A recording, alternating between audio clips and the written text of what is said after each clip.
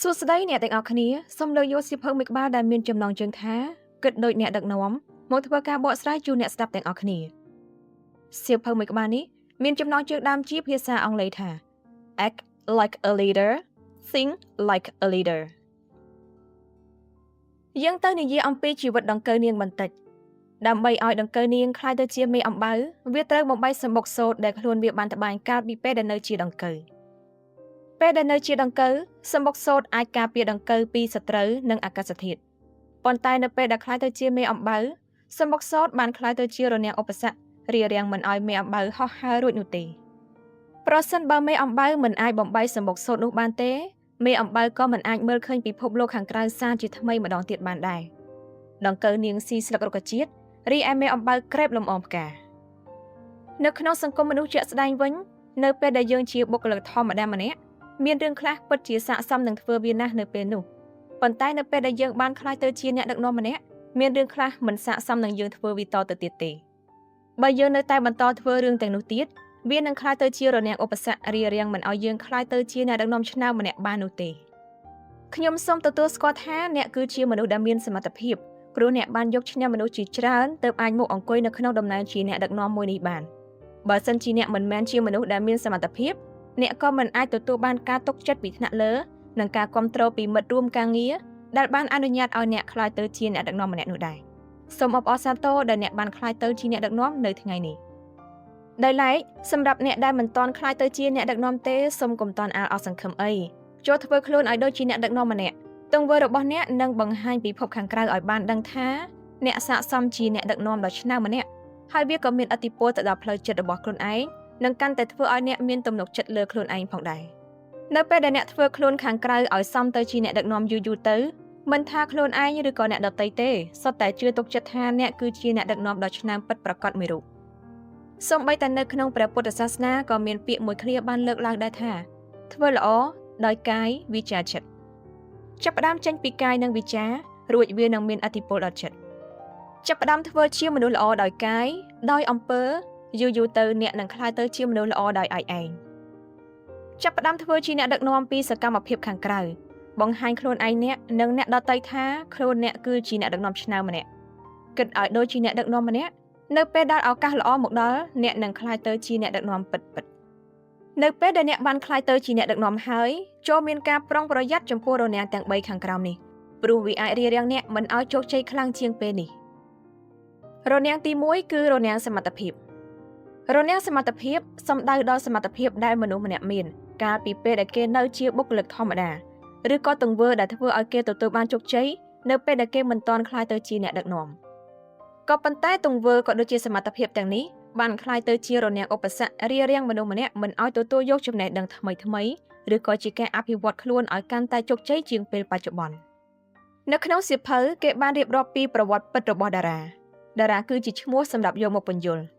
តារាគឺជាប្រធានផ្នែកផលិតនៅក្នុងក្រុមហ៊ុនផលិតអាហារមួយកន្លែងក្រោយពីក្រុមហ៊ុនបានពង្រីកអាជីវកម្មរបស់ខ្លួនតារាបានដំឡើងតំណែងទៅជាអនុប្រធានរោងចក្រតារានៅតែបន្តធ្វើការដូចពីមុនដោយមិនមានការផ្លាស់ប្ដូរអ្វីឡើយតារាគិតថាកាលពីគេនៅធ្វើជាប្រធានផ្នែកក្រុមផលិតកម្មការគ្រប់គ្រងបែបនេះគឺទទួលបាននូវលទ្ធផលល្អធ្វើឲ្យម្ចាស់ក្រុមហ៊ុនបានមើលឃើញពីគុណតម្លៃរបស់ខ្លួននិងបានដំឡើងឋានៈខ្លួនទៅជាអនុប្រធានរោងចក្រតារាបានទៅកាន់កន្លែងផលិតកម្មជារៀងរាល់ថ្ងៃហើយបានដោះស្រាយនៅបញ្ហាដែលបានកើតឡើងតាំងពីតូចរហូតដល់ធំមិនថាជាបញ្ហាម៉ាស៊ីនបញ្ហាបុគ្គលិកឬក៏បញ្ហាអ្វីក៏ដោយគេបានដោះស្រាយយ៉ាងល្អប៉ុន្តែគួរឲ្យសោកស្ដាយគ្មាននរណាម្នាក់ពេញចិត្តទៅនឹងទង្វើរបស់តារាទេតើហេតុអ្វីចំពោះបុគ្គលិកថ្នាក់ក្រោមជាពិសេសប្រធានផ្នែកផលិតកម្មថ្មីគេបានគិតថាតារាគឺជាអ្នកដែលជ្រៀតជ្រែកទៅនឹងភារកិច្ចរបស់គេជ្រុលហួសហេតុពេកមិនបានផ្ដល់សិទ្ធិសម្រេចការងារសូម្បីតែបន្តិចទៅដល់ពួកគេមិនថាជារឿងតូចតាចប៉ុណ្ណាក៏សុទ្ធតែត្រូវឆ្លងកាត់ការសម្រេចពីតារាជាមុនសិនចំពោះមិត្តរួមការងារនិងម្ចាស់ក្រុមហ៊ុនវិញក៏មិនពេញចិត្តទៅនឹងទង្វើរបស់តារាដែរពួកគេគិតថាតារាមិនបានបំពេញតួនាទីឲ្យស័ក្តិសមទៅនឹងតំណែងរបស់ខ្លួននោះឡើយតារារវល់តែនឹងរឿងកំពេចកំពុកដែលបុគ្គលិកធម្មតាមានលទ្ធភាពគ្រប់គ្រាន់ដើម្បីដោះស្រាយវាតារាភ្លេចគិតពីយុទ្ធសាស្ត្រនៃការផលិតធ្វើយ៉ាងណាឲ្យការផលិតទទួលបាននូវទិន្នផលខ្ពស់ធ្វើយ៉ាងណាដើម្បីកាត់បន្ថយចំណាយការជ្រើសរើសវត្ថុធាតុដើមដើម្បីបង្កើននូវគុណភាពនិងរសជាតិផលិតផលក៏ដូចជាការបង្កើននូវប្រសិទ្ធភាពខ្សែច្រវាក់ផលិតកម្មជាដើម បើសិនតារាត្រូវបំពេញការងារដូចមុនដដែលហេតុអ្វីចាំបាច់ត្រូវដំឡើងតំណែងក៏ដូចជាឋានៈរបស់តារាឲ្យคล้ายទៅជាអនុប្រធានរោងចក្រកុំភ្លេចថានៅពេលដែលអ្នកបានឡើងតំណែងឬក៏คล้ายទៅជាអ្នកដឹកនាំម្នាក់ភារកិច្ចនិងកាតព្វកិច្ចដែលត្រូវបំពេញនោះក៏មានភាពប្រែប្រួលដែរមុនដំបូងយើងត្រូវកំណត់ពីភាពខុសគ្នារវាងតំណែងចាស់ហើយនិងតំណែងថ្មីកំណត់ការងារថាការងារណាដែលត្រូវបំពេញលះបង់ការងារដែលមិនចាំបាច់ហើយទាមទារឲ្យអ្នកធ្វើការផ្លាស់ប្ដូរនៅវិធីធ្វើការខ្លះនិងរៀនពីអ្វីដែលថ្មីពាក្យថាអ្នកដឹកនាំបានមកពីពាក្យថាអ្នកដឹកនិងនាំអ្នកគឺសំដៅទៅដល់មនុស្សដឹកគឺការដឹកយករីឯនាំគឺជាការណែនាំឬក៏ការនាំផ្លូវពាក្យថាអ្នកដឹកនាំមានន័យថាជាមនុស្សដែលដឹកយកនាំយកនិងណែនាំកូនចៅមនុស្សនៅក្រោមបង្គាប់មនុស្សនៅថ្នាក់ក្រោមឲ្យដើរទៅក្នុងផ្លូវដែលត្រឹមត្រូវដើម្បីឈានទៅដល់គោលដៅនិងទទួលបានប្រសិទ្ធភាពខ្ពស់ជាងមុនពេលដែលមិនទាន់មានអ្នកដឹកនាំនៅត្រង់ចំណុចនេះយើងអាចមើលឃើញយ៉ាងច្បាស់ថាអ្នកដឹកនាំគឺផ្ដោតសំខាន់ទៅលើការដឹកនាំមិនមែនជាការធ្វើការទេមានន័យថាអ្វីដែលអ្នកដឹកនាំត្រូវធ្វើឲ្យបានច្រើនបំផុតគឺមិនមែនចេញមុខធ្វើការជំនួសកូនចៅគ្រប់រឿងនោះទេប៉ុន្តែត្រូវផ្ដល់ឱកាសឲ្យកូនចៅធ្វើវាដោយខ្លួនឯងដោយរងចាំធ្វើការណែនាំផ្លូវដល់កូនចៅតម្រង់ទិសឲ្យកូនចៅដើរទៅតាមគន្លងដែលត្រឹមត្រូវនិងនាំយកកូនចៅទៅកាន់គោលដៅដោយជោគជ័យបើអ្នកនៅក្បាលទូករវល់តែអុំទូកតើនរណាជាអ្នកកាត់ចង្កូតទូកបើគ្មានអ្នកកាត់ចង្កូតទូកតើទូកនឹងទៅទីណាវាមានលក្ខណៈប្រហាក់ប្រហែលគ្នាទៅនឹងការបង្រៀនសិស្សដែរយើងមិនត្រូវប្រើយុទ្ធសាស្ត្រអ្នកដឹកនាំជាគោល leader center ឬក៏ teacher center ទេព្រោះការធ្វើបែបនេះធ្វើឲ្យអ្នកដឹកនាំដែលជាគ្រូបង្រៀននោះរវល់រហូតដល់ហត់ស្លាប់មានការងារច្រើនរាប់មិនអស់ដែលរងចាំឲ្យគេទៅបំពេញមិនមានពេលវេលាគ្រប់គ្រាន់ដើម្បីអភិវឌ្ឍសមត្ថភាពខ្លួនឯងបន្ថែមនិងបាត់បង់នៅតម្លៃភាពជាអ្នកដឹកនាំរីឯមនុស្សនៅក្រោមឱវាទវិញក៏នឹងមិនមានភាពរីកចម្រើនឡើយព្រោះគ្មានម្ចាស់ការគ្មានជំនឿចិត្តហើយក៏មិនសូវជាមានភាពសកម្មក្នុងការបំពេញការងារដែរប្រើឲ្យធ្វើអីក៏ទៅធ្វើនោះបើមិនប្រើទេក៏មិនដឹងធ្វើអីដែរបើគ្មានអ្នកដឹកនាំតែមួយថ្ងៃអង្គភាពបែរជាមិនអាចដំណើរការបាន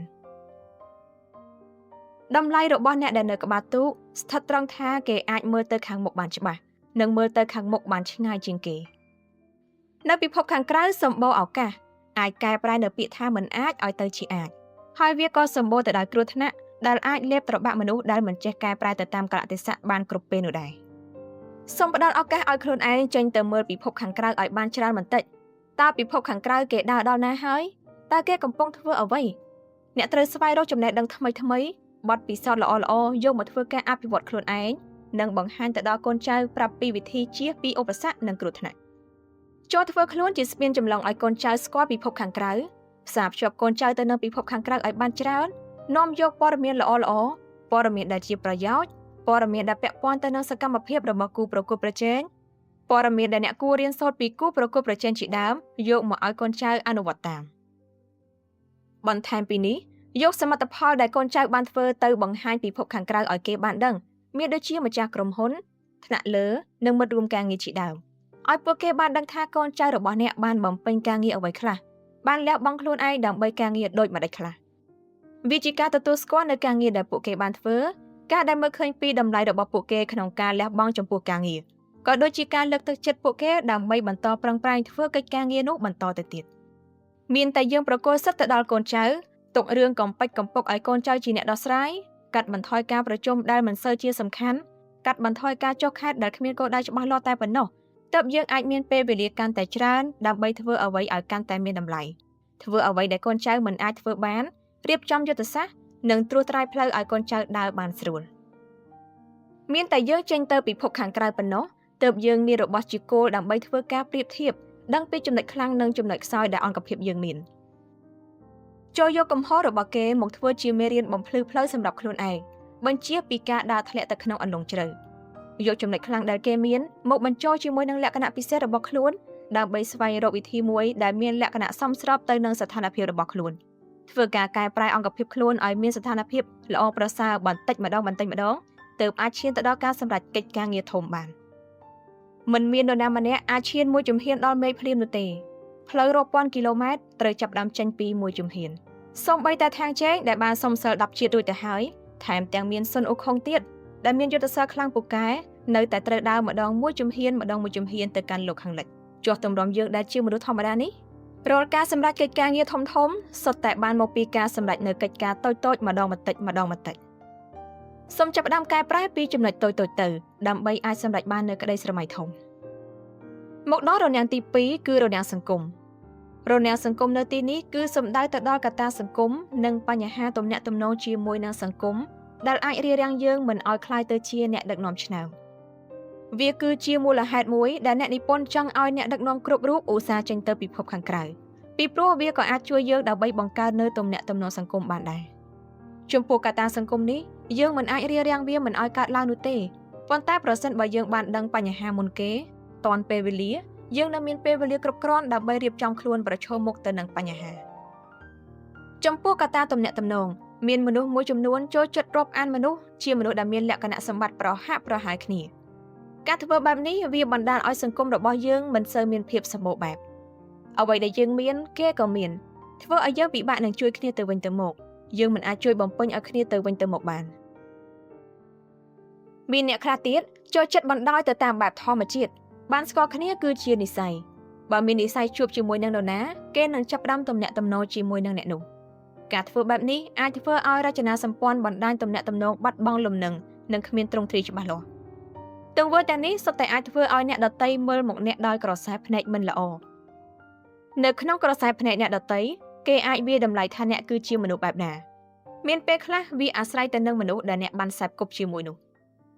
បណ្ដាញសង្គមល្អគួរតែជាបណ្ដាញសង្គមដែលមានភាពសម្បូរបែបមានភាពទូលំទូលាយមានគ្រប់វិស័យមានគ្រប់អាជីវកម្មពលអ្វីក៏មានដែរទោះបីជាមានតិចក្តីឬក៏ច្រើនក្តីយើងអាចធ្វើការពង្រីកនៅបណ្ដាញទំនាក់ទំនងសង្គមតាមរយៈវិធីសំខាន់3ខាងក្រោមនេះទី1ការរាប់អានមិត្តភ័ក្តិរបស់មិត្តភ័ក្តិ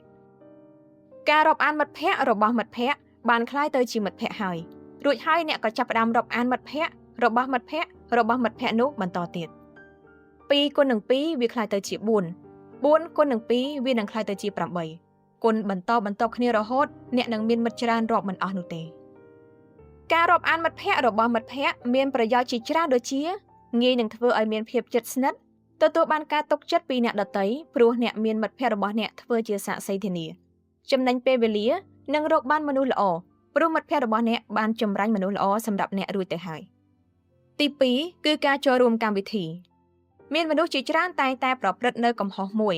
រាល់ពេលដែលចូលរួមកម្មវិធីនានាចូលរួមដើម្បីតែចូលរួមតែប៉ុណ្ណោះចូលទៅអង្គុយនៅកន្លែងក្រឡុកក្រលៀតណាមួយដែលមិនអាចបង្ហាញគេពីសមត្ថភាពរបស់អ្នកក៏ដូចជាបង្ហាញពីសកម្មភាពអ្វីទាំងអស់ប្រសិនបើអ្នកគ្រាន់តែទៅអង្គុយដដែលហ្នឹងហើយអ្វីចាំបាច់ត្រូវទៅចូលរួមកម្មវិធីទៅអង្គុយនៅក្នុងការិយាល័យតែម្ដងទៅវាមិនល្អជាងអីចូលធ្វើការឆ្លាស់ឆ្លៀតស្វែងរកឱកាសដើម្បីឲ្យអ្នកដទៃបានដឹងពីអ្នកបានស្គាល់អ្នកតាមរយៈការឡើងបញ្ចេញមតិឡើងថ្លែងសន្ទរកថាធ្វើជាពិធីករធ្វើជាអ្នកសម្របសម្រួលកម្មវិធីឬក៏សូម្បីតែបានបង្ហាញមុខនៅលើឆាកបន្តិចក៏ដោយបើទោះបីជាអ្នកមិនអាចស្គាល់គេបានគ្រប់គ្នាទាំងអស់ឲ្យតែមានអ្នកស្គាល់អ្នកទៅគឺគ្រប់គ្រាន់ហើយមនុស្សភាគច្រើនបានស្គាល់លោកស្រី Sheryl Kara Sandberg មិនមែនដោយសារតែគាត់គឺជាអគ្គនាយកគ្រប់គ្រងទូទៅរបស់ក្រុមហ៊ុន Facebook នោះទេប៉ុន្តែគឺស្គាល់គាត់តាមរយៈការថ្លែងសន្ទរកថាការបញ្ចេញមតិរបស់គាត់ទៅដល់សាធារណជននិងសៀវភៅដែលគាត់បាននិពន្ធទី3គឺការបង្កើតនៅបណ្ដាញសង្គមផ្ទាល់ខ្លួនមានដូចជាការបង្កើតនៅគេហទំព័រផ្ទាល់ខ្លួនការបង្កើត Facebook Page ការបង្កើតកម្មវិធីខ្លួនឯងដោយអញ្ជើញអ្នកមកចូលរួមជាដើមលោកស្រី Heidi Rosen អគ្គនាយករងក្រុមហ៊ុន Apple តែងតែបង្កើតនៅរាត្រីសមសជាប្រចាំប៉ុន្តែដើម្បីអាចចូលរួមបានគឺត្រូវបំពេញនៅលក្ខខណ្ឌមួយគឺតម្រូវឲ្យគ្រប់ភ្ញៀវដែលទទួលបានការអញ្ជើញនោះនាំយកមិត្តភ័ក្តិរបស់ខ្លួនយ៉ាងតិចក៏ម្នាក់ដែរដើម្បីមកជាមួយការធ្វើបែបនេះមានប្រយោជន៍ដូចជាម្ចាស់កម្មវិធីគឺជាតួឯកនៅក្នុងកម្មវិធីធ្វើឲ្យអ្នកដែលចូលរួមស្គាល់ពីម្ចាស់កម្មវិធីគ្រប់គ្នាអ្នកចូលរួមគឺសុទ្ធតែជាកំពូលមនុស្សនៅក្នុងសង្គមដូច្នេះមិត្តភ័ក្តិរបស់គេក៏ប្រកាសជាមិនមែនមនុស្សធម្មតាដែរវាគឺជាយុទ្ធសាស្ត្រក្នុងការរាប់អានមិត្តភ័ក្តិរបស់មិត្តភ័ក្តិសម្រាប់បាននៅយុទ្ធសាស្ត្រឈ្នះទាំងអ្នករៀបចំកម្មវិធីឈ្នះទាំងភ្ញៀវដែលបានចូលរួមចូលមកដល់រនាំងទី3គឺរនាំងខ្លួនឯងតម្លៃរបស់អ្នកដែលនៅក្បាលទូកគឺស្ថិតនៅត្រង់ថាគេអាចមើលឃើញទៅខាងមុខបានច្បាស់ហើយមើលទៅខាងមុខបានឆ្ងាយជាងគេដើម្បីអាចមើលទៅមុខបានកាន់តែឆ្ងាយគេត្រូវតែមានពេលវេលាគ្រប់គ្រាន់ដើម្បីពិចារណាមានសំណួរមួយចំនួនដែលអ្នកដឹកនាំគ្រប់រូបត្រូវតែសួរខ្លួនឯងថាតើខ្ញុំគឺជាអ្នកណា តើខ្ញុំចង់ខ្លាចទៅជាអ្នកដឹកនាំដូចម្ដេចចំពោះមនុស្សម្នាក់ដែលទៅតែខ្លាចទៅជាអ្នកដឹកនាំគេអាចនឹងមានអារម្មណ៍ចម្លែកបន្តិចមានពេលខ្លះគេតែងតែចោទសួរសំណួរមកកាន់ខ្លួនឯងថាតើគេជាអ្នកប្រែប្រួលឬក៏ពិភពលោកនេះជាអ្នកប្រែប្រួលតើអ្វីដែលខ្លួនកំពុងតែធ្វើនេះវាត្រឹមត្រូវដែរឬទេអ្វីត្បិតតែគេខិតខំប្រឹងប្រែងធ្វើយ៉ាងណារក្សានៅចរិតសុភាពរម្ទុំធ្វើជាមនុស្សដែលងាយនឹងចុះសម្រុងរក្សាទំនាក់ទំនងជាមួយនឹងអតីតមិត្តរួមការងារយ៉ាងណាក៏ដោយក៏នៅតែមានមនុស្សមួយចំនួនគិតថាគេគឺជាមនុស្សដែលឆ្មាំងឆ្មៃវាយរឹកជាងមុនមានអំណួតជាងមុនប្រើប្រាស់អំណាចគៀបសង្កត់ដល់កូនចៅធ្វើអ្វីតាមតែទំនឹងចិត្តខ្លួនឯងវាក៏បានធ្វើឲ្យគេមានអារម្មណ៍ថាឯកាមិនមានអ្នកយល់ចិត្តឬក៏មានអារម្មណ៍ថាមានសម្ពាធជាដើម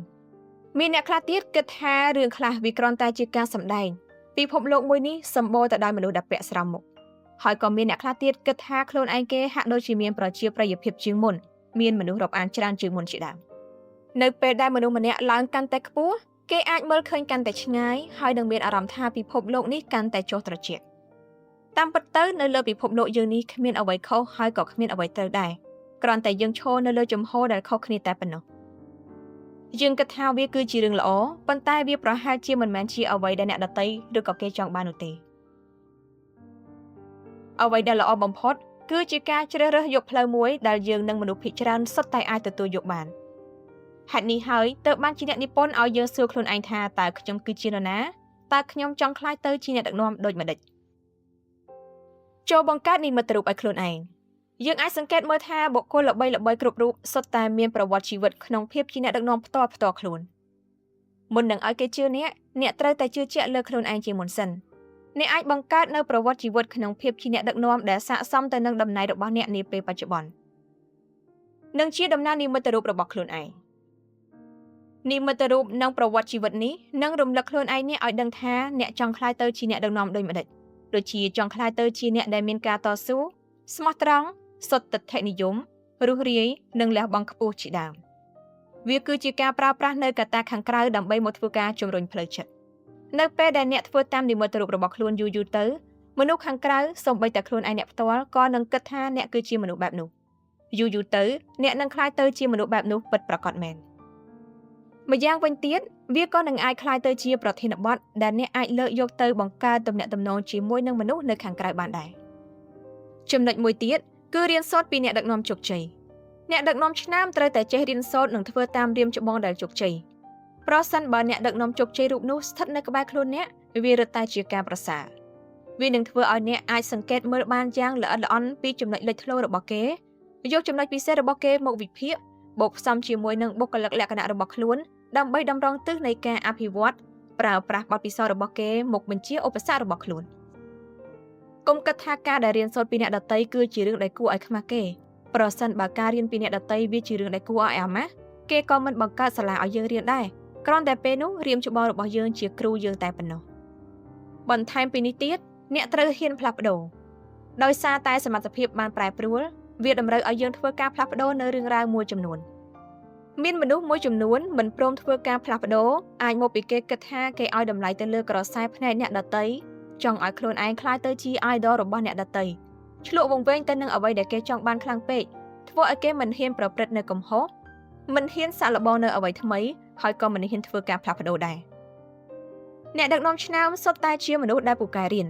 ក្លាហានចិត្តហ៊ានចាប់ផ្ដើមហើយក៏ហ៊ានផ្លាស់ប្ដូរដែរ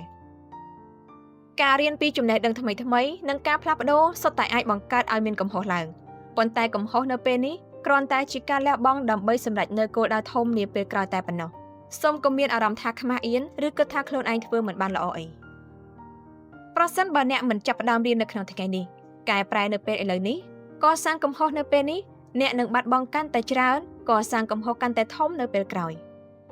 ចាប់តាំងពីបុរាណកាលរហូតមកដល់បច្ចុប្បន្ននេះអ្វីទាំងអស់សុទ្ធតែប្រែប្រួលមានតែការប្រែប្រួលប៉ុណ្ណោះដែលមិនធ្លាប់មានការប្រែប្រួលយើងមកធ្វើការរំលឹកបន្តិចនៅអ្វីដែលយើងបានរៀនពីសៀវភៅគិតដូចអ្នកដឹកនាំនៅថ្ងៃនេះដើម្បីឲ្យអ្នកក្លាយទៅជាអ្នកដឹកនាំដ៏ឆ្នើមម្នាក់អ្នកត្រូវធ្វើខ្លួនឲ្យដូចជាអ្នកដឹកនាំនិយាយឲ្យដូចជាអ្នកដឹកនាំសម្ដែងឲ្យដូចជាអ្នកដឹកនាំពោលគឺបង្ហាញទៅពិភពខាងក្រៅថាអ្នកគឺជាអ្នកដឹកនាំវានឹងផ្លាស់ប្ដូរការគិតនិងគំនិតរបស់អ្នកឲ្យក្លាយទៅជាអ្នកដឹកនាំយូរទៅអ្នកដទៃរួមទាំងខ្លួនអ្នកផ្ទាល់នឹងជឿជាក់ថាអ្នកគឺពិតជាអ្នកដឹកនាំម្នាក់ ហើយនៅទីបំផុតអ្នកនឹងបានក្លាយទៅជាអ្នកដឹកនាំម្នាក់នោះយ៉ាងពិតៗទាំងនេះគឺជាការយកកត្តាខាងក្រៅមកធ្វើការផ្លាស់ប្ដូរកត្តាខាងក្នុងហើយដើម្បីអាចក្លាយទៅជាអ្នកដឹកនាំដ៏ឆ្នើមម្នាក់យើងត្រូវទម្លុះនៅរនាំងទាំង3គឺរនាំងសមត្ថភាពរនាំងសង្គមនិងរនាំងខ្លួនឯងនៅពេលដែលអ្នកបានក្លាយទៅជាអ្នកដឹកនាំម្នាក់មានរឿងមួយចំនួនដែលអ្នកត្រូវបោះបង់ចោលនិងរៀនពីអ្វីដែលថ្មីអ្នកដឹកនាំត្រូវផ្ដោតសំខាន់ទៅលើការដឹកនាំមិនមែនជាការធ្វើការងារទេសូមផ្ដោតសិទ្ធិឲ្យកូនចៅអ្នកបានធ្វើការងារដោយខ្លួនឯងដោយគ្រាន់តែចាំណែនាំទៅកាន់ពួកគេបង្ហាញផ្លូវឲ្យពួកគេដើរនៅលើផ្លូវដែលត្រឹមត្រូវគឺបានហើយសូមប្រគល់កិច្ចការងារកំពេចកំពុកឲ្យកូនចៅធ្វើចុះហើយយកពេលវេលាមកពិចារណាផ្លូវដែលត្រូវដើរស្វែងយល់ពីពិភពខាងក្រៅធ្វើខ្លួនជាស្ពានផ្សារភ្ជាប់កូនចៅទៅនឹងពិភពខាងក្រៅយកអ្វីដែលល្អៗមកបង្ហាញឲ្យកូនចៅឃើញនិងយកសមិទ្ធផលដែលកូនចៅបានធ្វើហើយទៅបង្ហាញទៅដល់សង្គមហើយចាប់ផ្ដើមធ្វើការកែប្រែអង្គភាពរបស់ខ្លួនឲ្យកាន់តែប្រសើរបន្តិចម្ដងតម្លៃរបស់អ្នកដឹកនាំស្ថិតត្រង់ថាអ្នកដឹកនាំអាចមើលឃើញផ្លូវបានវែងឆ្ងាយហើយធ្វើនៅអ្វីដែលកូនចៅមិនអាចធ្វើបានអ្នកដឹកនាំត្រូវតែមានបណ្ដាញសង្គមសម្បូរបែបដើម្បីបង្កើនទំនាក់ទំនងបណ្ដាញសង្គមអាចចាប់ផ្ដើមពីការរាប់អានមិត្តភ័ក្តិរបស់មិត្តភ័ក្តិចូលរួមកម្មវិធីនិងបញ្ចេញសកម្មភាពនៅក្នុងកម្មវិធីនោះឲ្យបានច្រើនឬក៏ជាការបង្កើតនៅកម្មវិធីផ្ទាល់ខ្លួនហើយអ្នកផ្ទាល់គឺធ្វើជាម្ចាស់ផ្ទះមានសំណួរមួយដែលអ្នកដឹកនាំគ្រប់រូបត្រូវរកចម្លើយឲ្យខ្លួនឯងតើអ្នកគឺជាអ្នកណាតើអ្នកចង់ក្លាយទៅជាអ្នកដឹកនាំដូចម្ដេចវាតម្រូវឲ្យអ្នកដឹកនាំគ្រប់រូបស្វែងរកនៅនិមិត្តរូបឲ្យខ្លួនឯងនិងធ្វើតាមនិមិត្តរូបរបស់ខ្លួនរហូតក្លាយទៅជានិមិត្តរូបរបស់ខ្លួនយ៉ាងពិតប្រាកដអ្នកដឹកនាំត្រូវតែចេះប្រែប្រួលនិងបត់បែនទៅតាមកលៈទេសៈនៅលើโลกនេះវាគ្មានពាក្យខុសឬក៏ពាក្យថាត្រូវទេគ្រាន់តែពេលខ្លះយើងឈរនៅក្នុងជំហរដែលខុសគ្នាតែប៉ុណ្ណោះចូលស្វែងរកចំណុចមួយដែលមនុស្សភាគច្រើនសុទ្ធតែអាចទទួលយកបានសូមរៀនសូត្រនិងធ្វើតាមអ្នកដឹកនាំដែលជោគជ័យនៅជុំវិញខ្លួនអ្នកសូមកុំខ្លាចការចាប់ផ្ដើមនៅអ្វីដែលថ្មីការរៀនសូត្រពីអ្វីដែលថ្មីទទួលយកនិងចាប់ផ្ដើមការផ្លាស់ប្ដូរកុំខ្លាចនៅក្នុងការសាងកំហុសសូមចាំថាការសាងកំហុសនៅពេលនេះគ្រាន់តែជាការលះបង់សម្រាប់កិច្ចការងារធំនៅពេលក្រោយតែប៉ុណ្ណោះអបអរសាទរអ្នកបានស្ដាប់ចប់សៀវភៅមួយក្បាលទៀតហើយអរគុណចំពោះការតាមដានស្ដាប់របស់អ្នកទាំងអស់គ្នានៅពេលនេះនាងខ្ញុំ Clara សូមអរគុណសូមជម្រាបលា